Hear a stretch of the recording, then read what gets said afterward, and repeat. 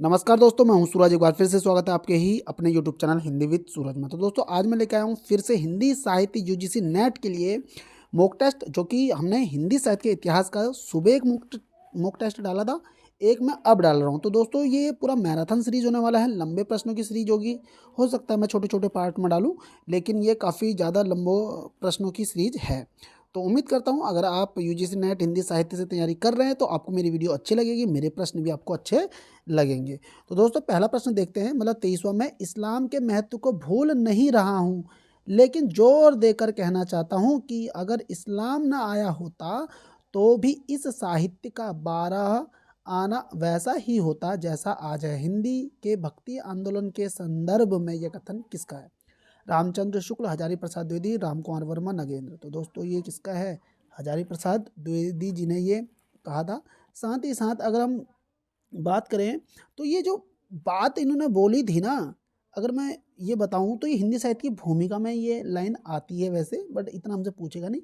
लेकिन रामचंद्र शुक्ल ने जो भक्ति आंदोलन के लिए उत्पन्न होने के लिए जो उन्होंने अपनी राय दी थी, उनने क्या बोला था कि भक्ति को पराजित, असफल और निराशा मनोवृत्ति की देन माना था। तो भक्ति काल के उदय को किसकी देन माना था? भक्ति को पराजित, असफल और निराश मनोवृत्ति की देन माना था। वहीं पर अगर हम राम कुमार वर्मा की देखते हैं तो उन्होंने बोला था कि मुसलमानों के बढ़ते हुए आतंक ने हिंदुओं के हृदय में भय की भावना उत्पन्न कर दी थी। हिंदुओं के हृदय में भय की भावना उत्पन्न कर दी थी। इस असहाय अवस्था में उनके पास ईश्वर से प्रार्थना करने के अतिरिक्त कोई अन्य साधन नहीं था। तो राम कुमार वर्मा ने बोला था कि जो भारतीय हैं, हिंदू हैं, उनके हृदय में भय की भावना उत्पन्न कर दी थी। तो ये कथन किसका था? राम कुमार वर्मा जी का था। तो अब बढ़ते हैं अगले प्रश्न की तरफ। अगला प्रश्न है, रीति काल को सर्वप्रथम श्रृंगार काल नाम रखने का सुझाव किसने दिया? रामचंद्र शुक्ल ने, विश्वनाथ प्रसाद मिश्र ने, हजारी प्रसाद द्विवेदी ने, राम कुमार वर्मा ने। तो इस प्रश्न का सही उत्तर क्या हो जाएगा? ऑप्शन बी इसका राइट आंसर हो जाएगा। विश्वनाथ प्रसाद मिश्र ने इसका दिया था। वहीं पे अगर हम बात करें जॉर्ज ग्रियर्सन, देखो जॉर्ज ग्रियर्सन ने जो रीति काल को बोला था, रीति काव्य क्या बोला था? याद रखेंगे सभी लोग, रीति काव्य कहा था। अगर हम मिश्र बंधु की बात करते हैं तो मिश्र बंधु ने इसको बोला था अलंकृत काल। अलंकृत काल किसने बोला था? रीति काल को मिश्र बंधु ने कहा था। रामचंद्र शुक्ल की बात करते हैं तो इन्होंने बोला था रीति काल। क्या बोला था? रीति काल कहा था। अगर हम बात करते हैं रमाशंकर शुक्ल रसाल की बात करते हैं तो उन्होंने बोला था कला काल। रमाशंकर शुक्ल रसाल ने रीति काल को क्या कहा? कला काल कहा। और विश्वनाथ प्रसाद मिश्र की अगर हम बात करते हैं तो इन्होंने बोला था श्रृंगार काल। ठीक है, अब देखो अगले प्रश्न की तरफ बढ़ते हैं। अगले प्रश्न में 24वें प्रश्न 25वें प्रश्न की तरफ आते हैं। एक कोटेशन और आ रहा है, इसमें बहुत अच्छी कोटेशन मिली मुझे ये। इसमें लिखा हुआ है, देखो रीति काल क्या बोल रहा है? रीति काल को यदि कोई श्रृंगार काल कहे, क्या कहे? श्रृंगार काल कहना चाहे तो कह सकता है, रीति काल को यदि कोई श्रृंगार काल कहना चाहे तो कह सकता है। ये किसने बोला है? रामचंद्र शुक्ल ने ये कथन कहा था। हिंदी साहित्य के इतिहास में ये लाइन मिलती है। अब बढ़ते हैं अगले प्रश्न की तरफ। प्रश्न संख्या आ रही है आपकी 25वीं। अगर दोस्तों ये डिटेल्स अगर आपको अच्छी लग रही है और आपको ये डिटेल्स अच्छी लगे या ना लगे, अगर आपको एग्जाम क्रैक करना है ना तो ये इन चीज़ों को तो आपको पढ़ना ही पड़ेगा। ठीक है, 25वां प्रश्न आ रहा है, गारसा द तासी के इतिहास ग्रंथ इस्तवार द लिटरेचर एंदोवी ए हिंदुस्तानी का दूसरा संस्करण कब प्रकाशित हुआ? 1848, 1868, 1871 और 1888। इस प्रश्न का सही उत्तर क्या हो जाएगा दोस्तों? 1871। कौन सा? दूसरा संस्करण। अब इसको ऐसे समझना कि जो इसका पहला प्रकाशन था, जो इस्तीवार द लिटरेचर हिंदुस्तानी का जो पहला प्रकाशन था ना, ये 2 भागों में था। एक था 1839 में आया था और इसी का पहले संस्करण का दूसरा भाग आया था 1847 में। कब आया था? 1847 में आया था। अगर हम टोटल कवियों की संख्या बात करते हैं तो इनके इसमें आए थे 738 कवि। कितने कवि थे? 738 कवि का इन्होंने जिक्र किया था, जिसमें कि हिंदी के केवल 72 ही कवि माने थे, उर्दू के माने थे 666 कवि। इस चीज़ को जरा सा याद रखना। और ये फ्रेंच भाषा में लिखा गया था और हिंदी साहित्य का ये पहला इतिहास ग्रंथ भी है। ठीक है, इस चीज़ को जरा से याद रखना। लेखन का सबसे पहला प्रयास अगर किसी ने किया है हिंदी साहित्य में तो गारसादत तासी ने ही किया था। इस चीज़ को आप थोड़ा सा समझ के चलना, ठीक है। और इसी ग्रंथ का जो हिंदी अनुवाद किया था, हिंदी अनुवाद जो क्या है उसका नाम था हिंदुई साहित्य का इतिहास। हिंदुई साहित्य का इतिहास जो कि किसने किया था, लक्ष्मी सागर वारसेन ने, और ये किया था 1952 में। ये इतनी डिटेल्स जो मैं आपको बता रहा हूँ ये आपको याद होनी चाहिए, या इनके बारे में ऐसी चीज़ें आपको पता होनी चाहिए। और जो इसका दूसरा संस्करण निकला था, देखो इधर दूसरा संस्करण कब आया था, 1871 में। तो दो संस्करण निकले, एक निकला 1839 में मोटा मोटा, और एक निकला 1871 में। ऐसे याद रखना, दो संस्करण, ठीक है। पहला संस्करण के दो भाग थे, 1839 और 1847। इस चीज को ऐसे याद रखेंगे आप लोग। अब बढ़ते हैं आगे। 26वां प्रश्न हमारा क्या बोल रहा है, रामचंद्र शुक्ल का हिंदी साहित्य का इतिहास पहले किस ग्रंथ की भूमिका के रूप में छपा था। रामचंद्र शुक्ल का जो कि कब आया था, 1929 में आया था। आप सभी को पता होगा, अगर नहीं होगा तो मैं आपको बताऊंगा। हिंदी शब्द सागर, हिंदी साहित्य कोश, हिंदी साहित्य सागर और हिंदी सरित सागर। तो इस प्रश्न का सही उत्तर क्या हो जाएगा, हिंदी शब्द सागर, ऑप्शन ए, ठीक है। हिंदी शब्द सागर की भूमिका के रूप में 1929 में प्रकाशित हुआ था। और अगर हम भूमिका का जो नाम लेते थे तो उसमें आता था हिंदी साहित्य का विकास, इस तरीके से, ठीक है। अब बढ़ते हैं अगले प्रश्न की तरफ, 27वें प्रश्न की तरफ। 27वां प्रश्न देखो क्या बोल रहा है, रामचंद्र शुक्ल के अनुसार शिव सिंह सरोज में गिनाए गए ग्रंथ है राम सतसई, कड़खा रामायण, दोहावली, कवित रामायण। बहुत अच्छा प्रश्न आ गया। शिव सिंह सरोज में गिनाए ग्रंथ हैं, ठीक है। तो ऑप्शन इसमें बताना है राम सतसई, कड़खा रामायण, दोहावली और कवित रामायण। तो इस प्रश्न का सही उत्तर क्या हो जाएगा आपका, ऑप्शन 1 और 2। राम सतसई और कड़खा रामायण का जिक्र शिव सिंह सरोज में गिनाए गए ग्रंथ हैं, जो कि रामचंद्र शुक्ल के अनुसार, ठीक है। अब बढ़ते हैं अगले प्रश्न की तरफ। ये आपका यूजीसी नेट दिसंबर 2020 में भी आया है, जून 2021 में भी आया हुआ है नेट में। ये सारे प्रश्न आए हुए प्रश्न हैं, तो थोड़ा सा मैं इसको छोटा कर देता हूँ। इस प्रश्न को सुमेलित करना है। पद्मलाल पुन्नालाल बख्शी, हिंदी साहित्य की भूमिका, अयोध्या सिंह उपाध्याय हरिओद, हिंदी साहित्य का विमर्श, आचार्य हजारी प्रसाद द्विवेदी, हिंदी साहित्य और संवेदना का विकास, रामस्वरूप चतुर्वेदी, हिंदी भाषा और उसके साहित्य का विकास। तो इस प्रश्न में सही क्या होने वाला है, आप ऐसे समझेंगे, पद्मलाल पुन्नालाल बख्शी ने क्या लिखा था, हिंदी साहित्य विमर्श, ठीक है। 1923 के समथिंग में ये लिखा हुआ है, 1923 में डाल देता हूँ लो पीछे से। अयोध्या सिंह उपाध्याय हरिओद की अगर हम बात करते हैं तो उन्होंने क्या लिखा हुआ था, हिंदी भाषा और उसके साहित्य का विकास। तो हिंदी भाषा और उसके साहित्य का विकास देखो कहाँ रह गया हमारा, ऑप्शन डी में आ गया, ठीक है। अब देखो आचार्य हजारी प्रसाद द्विवेदी का हिंदी साहित्य की भूमिका 1940 में लिखा हुआ है ये, ठीक है। अब आया रामस्वरूप चतुर्वेदी का ये हिंदी साहित्य संवेदना और विकास 1986, ठीक है। तो ये रहा आपके पास ऑप्शन डी इसका राइट हो जाएगा, ठीक है। अब बढ़ते हैं अगले प्रश्न की तरफ। क्या बोल रहा है ये, हिंदी साहित्य का आदिकाल, हिंदी साहित्य का आदिकाल हिंदी का एक इतिहास ग्रंथ है, इस ग्रंथ के रचनाकार। तो ये कब का लिखा हुआ है, 1952 का लिखा हुआ है ये प्रश्न है। तो 52 का नहीं, मतलब ये ग्रंथ 1952 का, हजारी रामचंद्र शुक्ल, नलिन विलोचन शर्मा, हजारी प्रसाद द्विवेदी, रामविलास शर्मा। तो ये इसका सही आंसर क्या हो जाएगा, ऑप्शन सी, ठीक है। हिंदी साहित्य का तुम्हें पता होगा कि अगर हम हिंदी साहित्य की भूमिका की बात करते हैं तो 1940 आता है, हिंदी साहित्य का उद्भव और विकास की हम बात करते हैं तो 1952 आता है, और हिंदी साहित्य का आदिकाल की अगर हम बात करते हैं तो भी 1952 आता है। ये तीनों किसके हैं, हजारी प्रसाद द्विवेदी के ही ये ग्रंथ हैं। अब बढ़ते हैं अगले प्रश्न की तरफ। प्रश्न अगर आपको अच्छे लग रहे हैं तो आप वीडियो को लाइक कर सकते हैं, इससे हमें थोड़ा सा एक मोटिवेशन मिलता है कि हमें कुछ अच्छा करना है आपके लिए और अच्छा करना है। तो प्रश्न आ रहा है, राजस्थानी भाषा और साहित्य पुस्तक के लेखक मुनिजीन विजय, मोतीलाल मनेरिया, टिकम सिंह तोमर, पंडित गौरी शंकर हीरा चंद ओझा। इस प्रश्न का सही उत्तर क्या हो जाएगा, बताएंगे सभी लोग। इसका सही आंसर है मोतीलाल मनेरिया। राजस्थान के बारे में जो साहित्य अधिकतर पूछा जाता है वो मोतीलाल मनेरिया का ही पूछा जाता है, ठीक है। अब हम राजस्थानी पिंगल साहित्य की बात करते हैं तो भी इन्होंने ही लिखा है। और जबकि टिकम सिंह तोमर का अगर मैं बात करूं तो हिंदी वीर काव्य है ना, हिंदी हिंदी वीर काव्य, हिंदी वीर काव्य 1945 टिकम सिंह तोमर ने लिखा था, ठीक है। अगला प्रश्न आ रहा है आपका 31वां प्रश्न आ रहा है, इनमें से किस साहित्य इतिहास ग्रंथ को किशोरी लाल गुप्त ने हिंदी साहित्य का प्रथम इतिहास नाम से अनुवाद किया था? ये 1957 में किया था। लो मैंने आपको हिंट से दे दी, 1957 में किया था।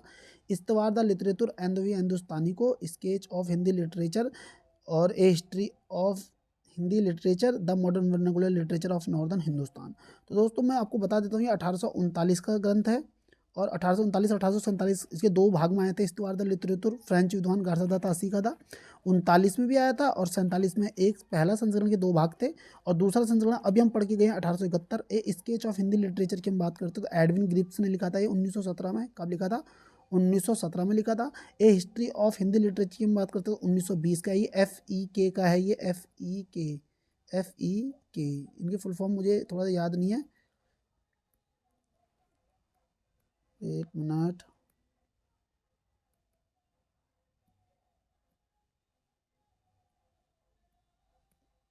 माफ़ी चाहूँगा, थोड़ा सा स्क्रीन मेरी वैसी हो गई थी। अब अगला आ रहा है ऑप्शन डी, देखो, the modern vernacular literature of northern Hindustan. तो ये 1888 का था और इसका आंसर भी यही होगा दोस्तों।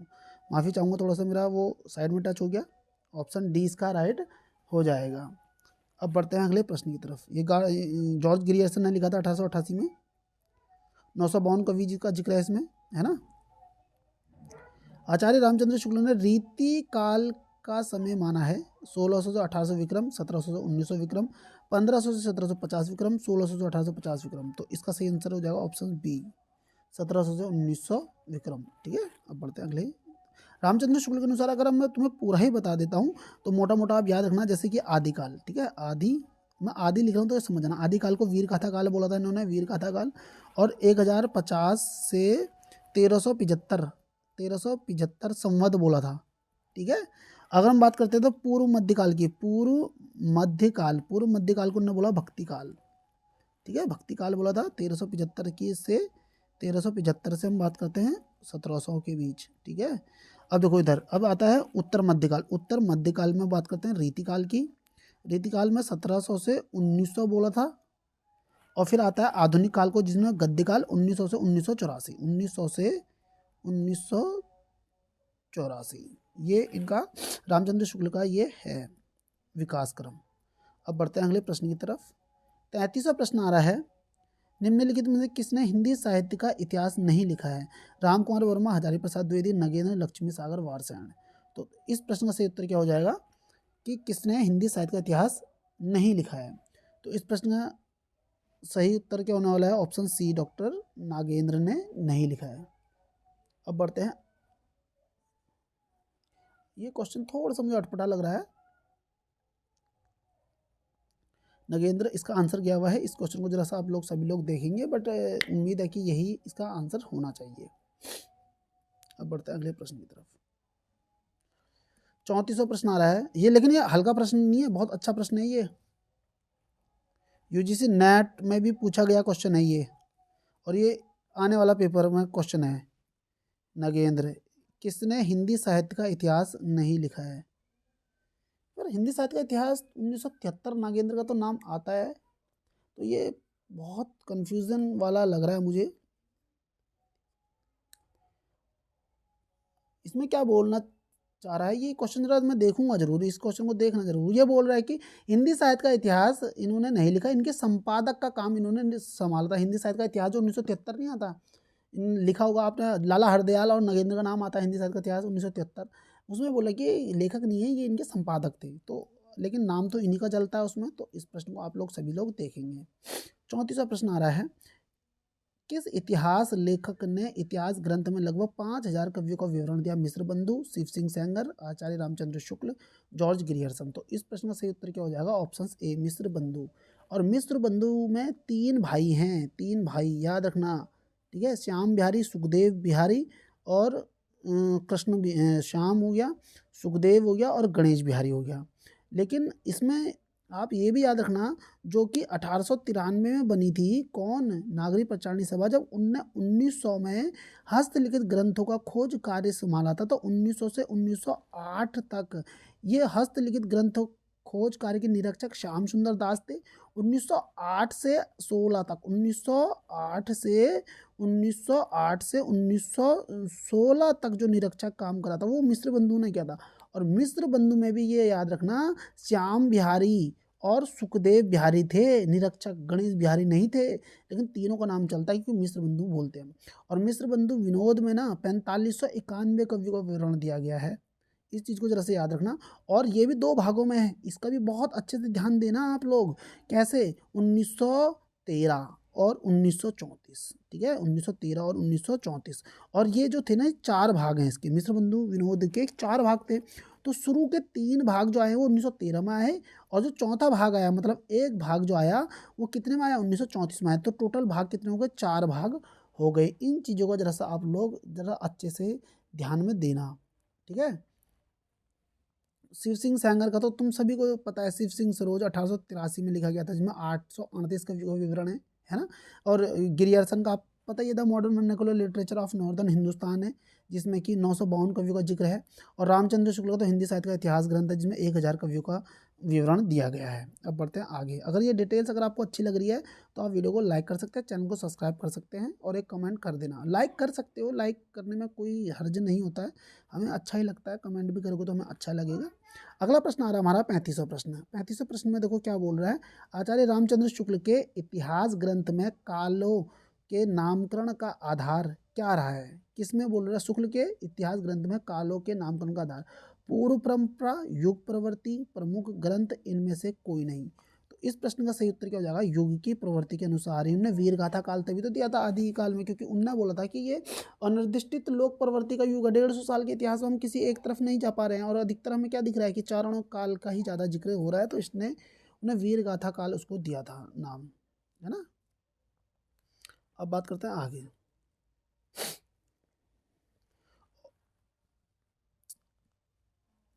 क्योंकि अगर मैं आपको मोटा मोटा बोलूं, रामचंद्र शुक्ल का जो साहित्य है ये विधेयवादी पद्धति में, आप सभी को पता होगा विधेयवादी। अब किसी को ये पता ना हो कि विधेयवादी पद्धति क्या होती है, तो आप जाओ प्लेलिस्ट देखो, हिंदी साहित्य का इतिहास में मैंने बता रखा है एक एक सारी चीज़ें विधेयवादी पद्धति की। जो मैं आदिकाल वाला टेस्ट है, मैं आदिकाल के नोट्स वाली सीरीज है, उसमें जाके देखो। अब विधेयवादी पद्धति के देखो जन्मदाता तेन थे, इन्होंने 3 शब्द दिए थे, क्षण विशेष हो गया, जाति हो गया, वातावरण हो गया। तो इसी के आधार पर युग प्रवृत्ति को बहुत ज़्यादा महत्वपूर्ण दिया गया है। 36वां प्रश्न आ रहा है। मैं समय ज़्यादा ले रहा हूँ इसलिए मैं माफ़ी, बट मैं चाहता हूँ कि आप चीज़ों को समझो। कहीं ना कहीं एग्ज़ाम आपका सिर्फ रट के नहीं निकलेगा, इस चीज़ का विशेष ध्यान दो। मैं चाहूँ तो मैं प्रश्न बोलूँ और आंसर बोलूँ, आगे बढ़ जाऊँ, प्रश्न बोलूँ आंसर बोलूँ, आगे बढ़ जाऊँ, प्रश्न बोलूँ आंसर दूँ और आगे बढ़ जाऊँ। मेन मोटिव जो है ना वो ये है ही नहीं। आगे जाके आपको पढ़ाना है, प्रोफेसर बनना है, तो आपको चीज़ें थोड़ा सा समझ भी होनी चाहिए, ठीक है। इतिहास लेखन की सबसे विकसित पद्धति विधेयवादी पद्धति, वर्णानुक्रम पद्धति, कालानुक्रम पद्धति, समाज शास्त्रीय पद्धति। तो इस प्रश्न का सही उत्तर क्या हो जाएगा? ऑप्शन ए विधेयवादी पद्धति। ये जन्मदाता कौन थे? याद रखना तेन, और रामचंद्र शुक्ल ने भी इसी में लिखा हुआ है, रामचंद्र चतुर्वेदी ने भी लिखा है इसमें से। अब देखो उधर वर्णानुक्रम पद्धति कौन सी थी, सभी को पता है, गारसदा तासी, शिव सिंह सेंगर, इन दोनों ने वर्णानुक्रम पद्धति लिखी है। काल अनुक्रम पद्धति की हम बात करते हैं तो गिरियर्सन और मिश्र बंधु काल अनुक्रम पद्धति वाले हैं, है ना। ये सब चीज़ क्या है, आप जाके मेरे नोट्स वाली सीरीज देखो, आपको ये सारी चीज़ें ना एक एक सी चीज़ें पता चलेंगी, और आपको पता चलेगा कि यार क्या चीज़ आपको मिल रही है। 37वां प्रश्न देखते हैं। हिंदी साहित्य का इतिहास दर्शन 1960 का है। ये कब का है मैं आपको बता देता हूँ, 1960 की रचना है ये। विजेंद्र स्नातक, नलिन विलोचन शर्मा, नामवर सिंह, विनय मोहन। तो इस प्रश्न का सही उत्तर क्या होने वाला है? हिंदी साहित्य का इतिहास दर्शन जो लिखा हुआ है ये नलिन विलोचन शर्मा का है ना, नलिन विलोचन शर्मा का है ये, ठीक है।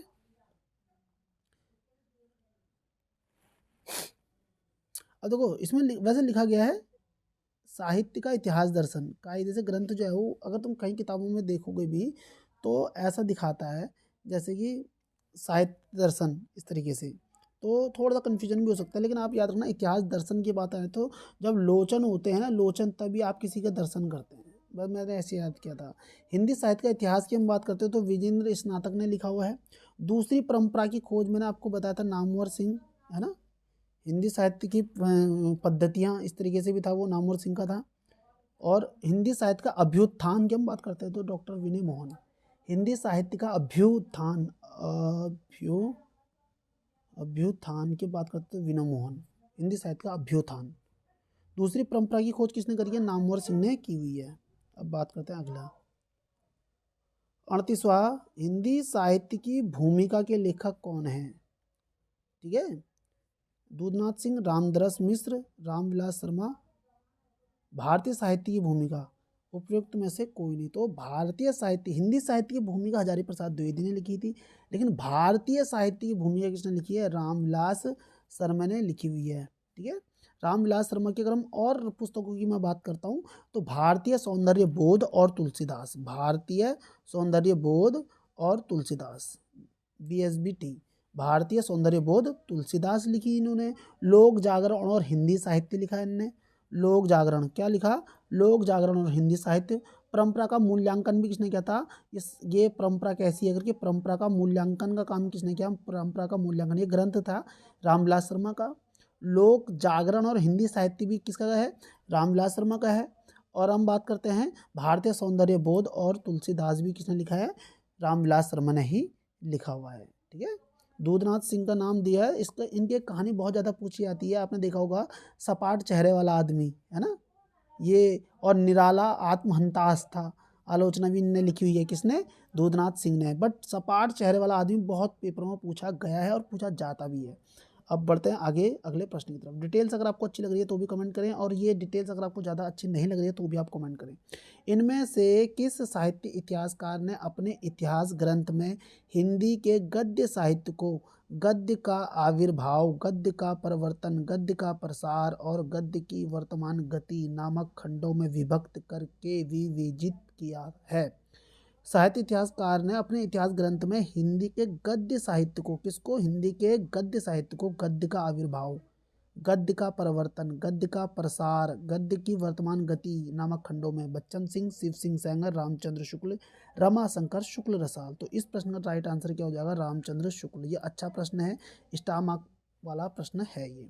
ठीक है, अब बात करते हैं अगले प्रश्न की तरफ। प्रश्न संख्या आ गई हमारी 40वीं, 40वां प्रश्न है।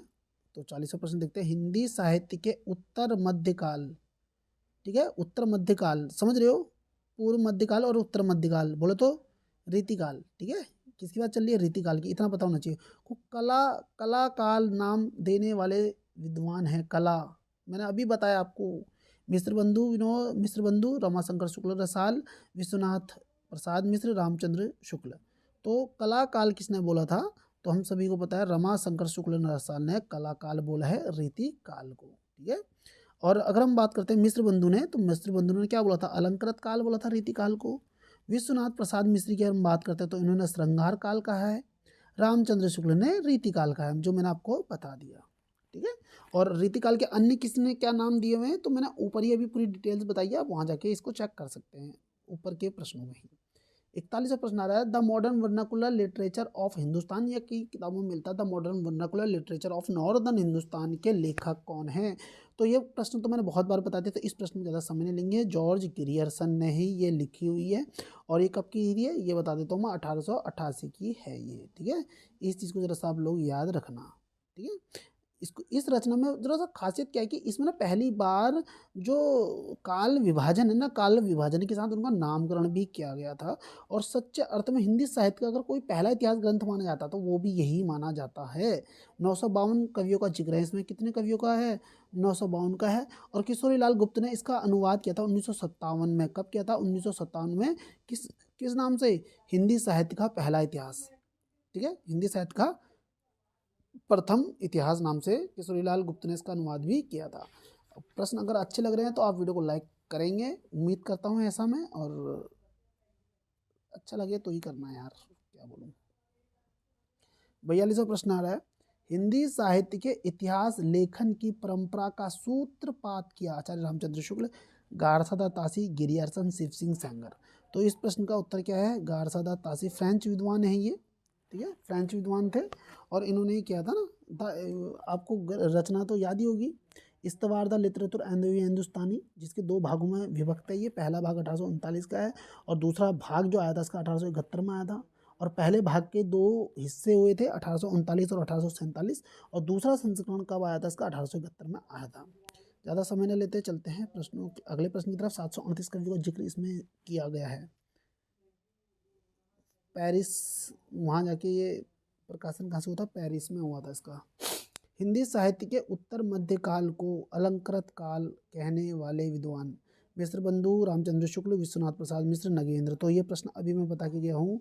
अलंकृत काल किसने कहा है? मिश्र बंधु ने इसको कहा था। ठीक है, रामचंद्र शुक्ल ने उत्तर मध्य काल को रीतिकाल बोला है, और विश्वनाथ प्रसाद मिश्र ने, आप सभी को पता है, श्रृंगार काल भी कहा है। ज़्यादा समय नहीं लेंगे ऐसे प्रश्नों में, जो प्रश्न हमें, क्योंकि ये प्रश्न पता क्यों रिपीटेड हो रहे होंगे, तुम्हें लग रहा है रिपीट हो रहे हैं, लेकिन ये वो सारे वो प्रश्न हैं जो हर एग्जाम में बने हुए हैं, जिसमें कि आपका टीजीटी पीजीटी है, प्रवक्ता है, किसी राज्य के प्रोफेसर का एग्जाम है उसमें पूछा गया है, और यूजीसी नेट का अगर एग्जाम है तो उसमें भी पूछा गया है। हिंदी साहित्य का आरंभ 693 ईस्वी से मानने वाले इतिहासकार, 693 से हिंट दे रहा हूँ, 1693। अगर सुबह का वीडियो देखा होगा तो आपको पता लग जाएगा कि एक ऐसे साहित्यकार जिन्होंने अपना इतिहास ही 693 से 1693 के बीच लिखा था, रामचंद्र शुक्ल, हजारी प्रसाद द्विवेदी, राम कुमार वर्मा, डॉक्टर नगेंद्र। तो इस प्रश्न का सही उत्तर क्या होने वाला है? इसका आंसर हो जाएगा ऑप्शन सी, नगेंद्र। ठीक है, हिंदी साहित्य का आरंभ 693 से मानने वाले कौन है? राम कुमार, मैं नगेंद्र बोल रहा हूँ, माफ़ी चाहूँगा, राम कुमार वर्मा। ठीक है, मैं टिक वहाँ ला रहा हूँ लेकिन मेरे मुंह से वो निकल रहा था, माफ़ी चाहूँगा इस चीज़ के लिए मैं। इन्होंने संधि काल से भक्ति काल तक की अवधि को ही लिया था, इस चीज़ को जरा सा आप लोग याद रखना। हिंदी साहित्य की अवधि 693 से 1693 और संधि से भक्ति काल तक को ही लिया है। 45वां प्रश्न पढ़ते हैं। हिंदी साहित्य का उत्तर मध्य काल बोले तो रीति काल को, मतलब को रीति काल किस विद्वान ने कहा? रामचंद्र शुक्ल ने कहा। ये रिपीटेड हो गया ना, तो मैं ज़्यादा नहीं करूँगा इसको। देखो ये आ गया, देखो यहाँ पे खुद ही देखो तुम, हरियाणा असिस्टेंट प्रोफेसर भर्ती परीक्षा 2017। तो हम ऐसा नहीं कह सकते कि ये इजी प्रश्न है। वर्णानुक्रम पद्धति, वर्णानुक्रम पद्धति तुम्हें पता है ना, पहली वाली थी अपना घारसादास तासी और शिव सिंह सेंगर ने लिखा था। लिखा गया हिंदी साहित्य के इतिहास का प्रथम ग्रंथ निम्नलिखित में से कौन सा है? इस्तवार द लिटरेचर एंड हिंदुस्तानी, 84वें श्लोक की वार्ता, कवि माला, 252वें श्लोक की वार्ता। तो इस प्रश्न का सही उत्तर क्या हो जाएगा? आप सभी को पता है, इस्तवार द लिटरेचर एंड हिंदुस्तानी। अब बढ़ते हैं आगे, 47वें प्रश्न की तरफ बढ़ते हैं। डॉक्टर गणपति चंद्र गुप्त ने के अनुसार हिंदी साहित्य के इतिहास का पुनर्लेखन किस दृष्टिकोण के अनुसार किया जाना चाहिए? गणपति चंद्र गुप्त के अनुसार पाश्चात्य इतिहास को आधार मानकर, पश्चिम के किसी सिद्धांत विशेष को आधार पर, स्वतंत्र, तटस्थ एवं संतुलित दृष्टि से किसी आदर्श का अनुसरण करके। तो इस प्रश्न का सही उत्तर क्या होने वाला है? स्वतंत्र, तटस्थ एवं संतुलित दृष्टि से हिंदी साहित्य का क्या होना चाहिए? पुनर्लेखन होना चाहिए। किसने बोला था? गणपति चंद्र गुप्त ने कहा था। अब बढ़ते हैं 48वें प्रश्न की तरफ। आचार्य शुक्ल की ऐतिहासिक दृष्टि हिंदी कविता संबंधी ज्ञान को संकलित करती है, युग की परिस्थितियों को प्रमुखता प्रदान करती है, परंपरा का महत्व प्रतिष्ठित करती है, आर्थिक परिस्थितियों के संदर्भ में साहित्य की विकास प्रक्रिया को स्पष्ट करती है। ऐतिहासिक दृष्टि, तो इस प्रश्न का सही उत्तर क्या हो जाएगा? शुक्ल की ऐतिहासिक दृष्टि युग की परिस्थितियों को प्रमुखता प्रदान करती है। ठीक है, ऑप्शन 20 का राइट आंसर होगा। अगला प्रश्न आ रहा है, ऐतिहासिक काल क्रम के अनुसार निम्नलिखित में से कौन सा नामकरण गलत है? रीतिकाल, मध्यकाल, आदिकाल, संक्रांति काल। तो इस प्रश्न का सही उत्तर क्या होने वाला है? ऐतिहासिक कालक्रम के अनुसार, तो इसका जो सही आंसर क्या है? रीतिकाल। ठीक है, रीतिकाल, ऐतिहासिक कालक्रम के अनुसार जो है रीतिकाल नाम गलत है। ठीक है, इसका क्या होना चाहिए था? उत्तर मध्यकाल, उत्तर मध्यकाल। मैं आपको शुरू से बता देता हूँ, अगर ऐतिहासिक दृष्टि से देखा जाए तो आदिकाल है, फिर हम बोलते हैं मध्यकाल। मध्यकाल बोले तो पूर्व मध्यकाल और उत्तर मध्यकाल। पूर्व मध्यकाल में भक्ति काल आ जाता है, और उत्तर मध्यकाल में आ जाता है आपका रीतिकाल। और संक्रांति काल जो नाम हो ऐतिहासिक कालक्रम की दृष्टि से सही है, फिर जो आगे जाता है वो संक्रांति काल होता है। ठीक है, तो इसका आंसर ए इसका राइट मतलब गलत था। 50वां प्रश्न आ रहा है और आज का अंतिम प्रश्न, निम्नलिखित में से किस लेखक ने कालो की रचनाओं की विशेष प्रवृत्ति के अनुसार उनका नामकरण किया है? रामकुमार वर्मा, शिव सिंह सैगल, नागेंद्र, रामचंद्र शुक्ल। तो इस प्रश्न का सही उत्तर क्या होने वाला है? रामचंद्र शुक्ल ने कालो की रचनाओं की विशेष प्रवृत्ति के अनुसार उसका नामकरण, वीर गाथा काल रचनाओं को देखकर ही तो लिखा था, है ना। 900 वर्ष का इतिहास में अगर तुम पढ़ोगे रामचंद्र शुक्ल का ग्रंथ तो आपको चीज़ें समझ में आ जाएंगी। ऑप्शन इसका डी है। तो उम्मीद करता हूँ दोस्तों आज के प्रश्न अगर आपको अच्छे लगे हैं तो आप वीडियो को लाइक कर देना, चैनल को सब्सक्राइब कर देना और करना एक प्यारा सा कमेंट। आप अपनी राय जरूर दें ताकि हम उसके अनुसार चलने की कोशिश करें। अगर आपको लगता है मैं डिटेल्स कम करूँ और क्वेश्चनों पर ज़्यादा काम करूँ तो मैं कर दूंगा, लेकिन यकीनन मैं जो चीज़ करा रहा हूँ ना ये तरीका बहुत बेस्ट है मेरे नज़रों में, क्योंकि हमारा भी एक अपना अनुभव रहा है इस एग्ज़ाम को लेकर। तो हो सकता है हम गलत भी हो सकते हैं, लेकिन आप भी अपनी राय ज़रूर रखें। तो मिलते हैं नेक्स्ट वीडियो में। Thank you, bye bye.